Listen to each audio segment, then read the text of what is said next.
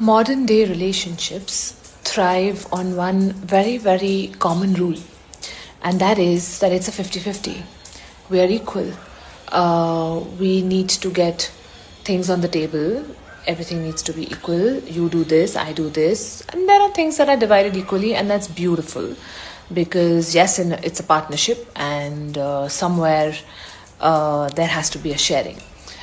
I'm here to just offer a slightly different perspective to this 50-50. And this came up with it in a discussion with someone. One cannot measure 50-50 on an ongoing basis.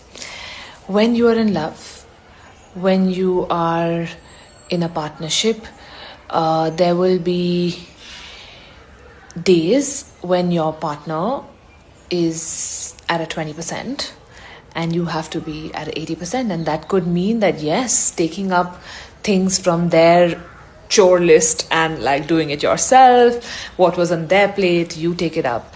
And then there could be days where you are at a 20% and the other one shows up for you at an 80% as well.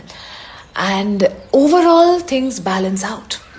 But expecting a 50-50 on a daily basis at all times often doesn't work.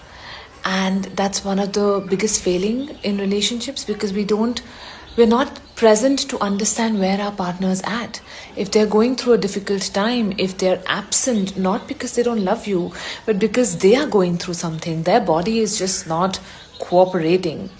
For you to just demand them to be present with their 50% when they're not able to even show up to their own life could lead to more of a tiff than an understanding. And another important perspective to understand here is this. What you are naturally good at, you are naturally good at. What they are naturally good at, they are naturally good at. How can you expect them to be good at what you do? So be smart about it. If you are good at something and it comes easily to you, abundantly to you, effortlessly to you, expecting them to do it with that same grace, not going to happen. So find each partner's zones of abundances. Function out of that. Let the partner take over what they are good at. You take over what you are good at. And it'll just make the flow from abundance to lack. And that's how the flow always works beautifully anyway.